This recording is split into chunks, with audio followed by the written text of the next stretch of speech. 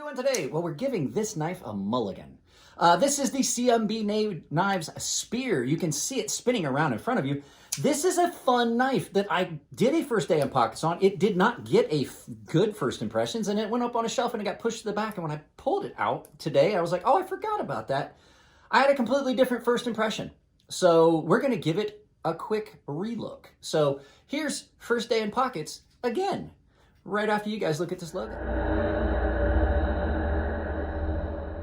Guys, this, like I said, is the CMB made Spear. Now, this is a knife that did get a first day in pockets video, but I don't really think I'm happy with that video, so we're revisiting it. I put this up on the shelf. I didn't carry it for a little while, and I kind of forgot about it. It got pushed to the back, and I pulled it out, and I put it in my pocket this morning, and I was like, you know what? This needs a redo on its first day. So we're going to ignore that first day in pockets I did a while ago, and we're going to go back to it because carrying this today for it's about 2 p.m. right now. I've had this in pockets since 5:30 this morning.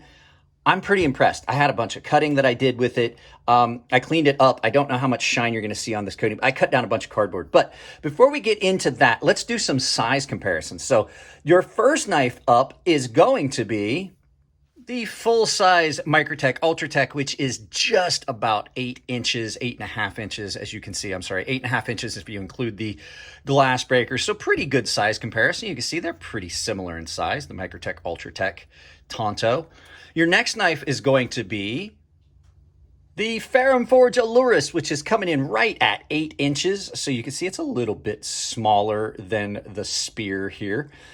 Great knife. I think this is my favorite Ferrum production. So your final knife, as always, is the Chris Reeves Sebenza. Most of you guys should know size, large Sebenza 21. It's about 8 1/4.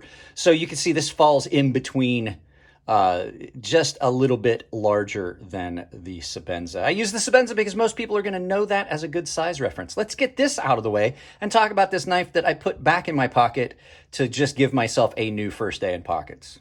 So like I said, guys, on this revisiting first day in pockets, there's a lot of stuff that I don't think I like this knife as much as I should have in the first video. I don't think I gave it a good fair shot. So we're just kind of giving it a mulligan on first day in pockets. First blush, this knife is attractive. It's gorgeous. It's beautifully made, nice and centered. But the thing about it is this thing is so thin. You know, we always, like a lot of us knife guys, we always talk about how geometry cuts. Blade geometry is what does the cutting. The blade geometry on this is amazing. Very, very thin behind the edge. Done on this S35BN blade, and it does cut like a champ. And the ergos on it are outstanding. They truly are amazing on this knife. So what you've got here is a folding knife that is very light with a really nice usable blade. This thing is super light. I'm not going to get weights and everything because we'll do a full review of this knife. Action and everything on this is great. The reason it's so light is if you look, these carbon fiber inlays that are on this go all the way through. So it doesn't look at first blush like there's weight reduction inside, but that carbon fiber inlay goes all the way through. So that basically means all of this has been skeletonized and replaced with carbon fiber. This knife has a very, very good balance. It's a little bit like right about the pivot, maybe a little forward of the pivot heavy, which is great. In hand, super, super nice. There are no hot spots. 0 hot spots on this. There's no hot spots here. Pocket clip is not a hot spot. It's a pretty good pocket clip. It's almost deep carry-esque, but it is not one of those ones that ramps up real steeply and transitions. I like a straighter pocket clip. The lock bar is done really, really well, nice and clean and smooth. There are no hot spots there. Beautiful black, all black on this works really well for this knife, especially with all those facets. It looks like a stealth fighter. The nice things about this, you've got really good access to the lock bar. The ergos on it are great. In the cut, there's no hot spots, and it doesn't feel like it's going to fatigue because even though it's nice and light, it's still got a fairly robust, large feel. Everything's been chamfered over, so it's rounded. The scales are rounded from center line all the way out from edge to edge. So that means that it just feels, chamfered knives always feel really good.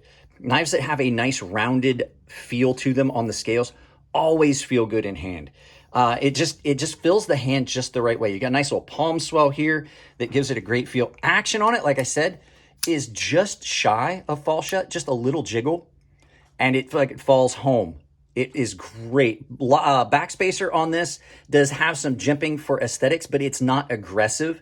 I could have done without it because I don't like jimping for aesthetics, but it's not bad, and it does not impede. It's not a hot spot. You really can't feel it. Other than that, the only jimping on that is that backspacer. There is no other jimping. There's no jimping on the flipper tab, which is great. There's no jimping on the back of the blade. So if you're going to do jimping, do it right or don't do it at all. And I'm perfectly fine with this not having any jimping on it. As far as cutting, I did a little bit of cutting with this morning. You can see some shine on that coating. I had to cut down some cardboard that was here. Nico was here last night for the live feed. He ordered some beer and I cut down the box that it was in. This does cut really, really, really well. It's nice and thin. You've got multiple ways that you can get up on it to cut. You can get clear up on it here if you want. Even though it doesn't have a choil, you can get up on it safely and not feel like you're going to slip. But here, just like this, cuts great. Push cut, draw cut. I was doing all of it with it. And the fact is that really thin blade allows you a lot of cutting power. And like I said, action on it's pretty good. It snaps open. Now there's only a couple small things that I found about this knife that I don't like. So let's go ahead and get into the bad things about this knife that I don't like. First things first, the coating on this, I can tell already there's a couple spots where it's got some nicks and things like that. I think the coating on this is not going to last as well as some other coatings. It's a PVD coating. PVD coatings it's a process, not a coating. So we don't know what actual coating is on this, but a lot of times these PVD coatings, they don't hold up to the wear and rigors of some of the things that you do with knives as well as some of the other types of coatings. So sorry, I'm adjusting some lights here. I have some weird shadows. I think that that's going to wear pretty quickly, but we'll see. They did a really good job on it, and I did cut up a good bit of that box, and there's only a little bit of a shine here in the mid part of the blade. The only other real bad thing I've noticed is that aperture is really close, and I have a hard time getting my finger in it. That's the only functional thing that I've seen with it. Everything else is just kind of aesthetics. I wish it didn't have a lanyard hole. You guys already know that. There's a backspacer. You could have easily milled up a post in that. And then it just, the aperture being that big but not being as useful, just I don't find it as appealing. You can see I have a hard time getting in on it. You can do it. It's doable. But I mean, if that's the only bad things I've noticed about it, and then there's just a couple little aesthetic things like this gap here. You can kind of feel it when you run your thumbs on it. In hand, you don't feel anything.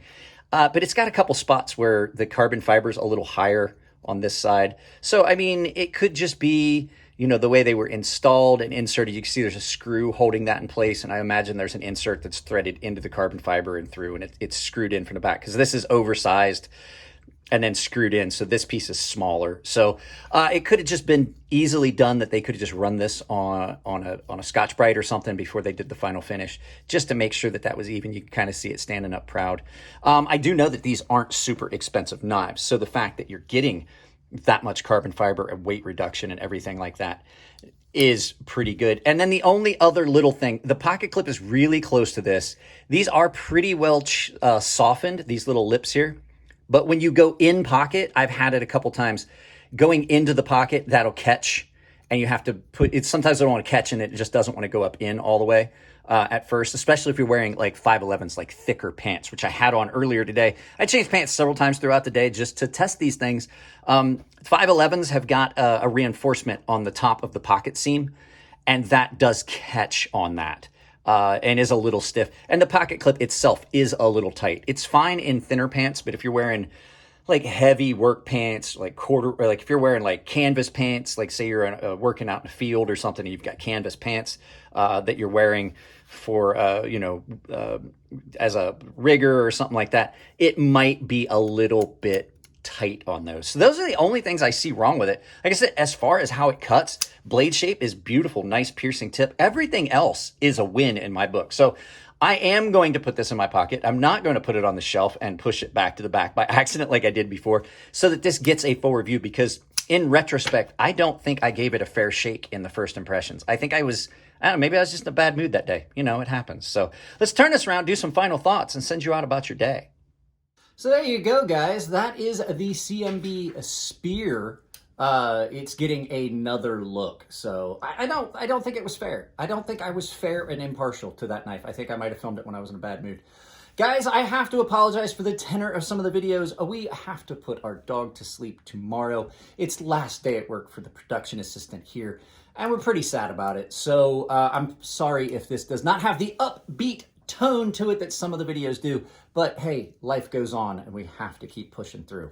So guys, that's it on this one. If you like the videos, give it a thumbs up. If you don't like the videos, give it a thumbs down. But please try to tell me why. I can't change the content if you don't tell me what you don't like. If you want to support the channel, it's as simple as like, share, subscribe, drop a comment, hit the bell icon. If you do hit the bell icon, make sure you got notifications turned on to set, or your notification settings on that set to all. And then make sure you've got notifications turned on your device so you will not get notified of everything I put up.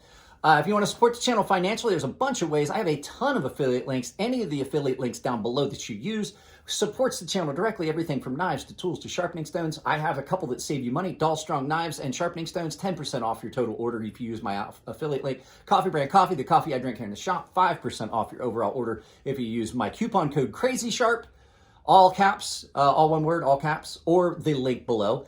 And then Atlas VPN is offering 85% off for a 2-year subscription. It winds up being $44 for 2 years of a very good VPN that I use here at the house. Other ways you can do it, I have a membership down below that's tier-based. Everyone that's a member gets access to my Gilded server. It's just like Discord.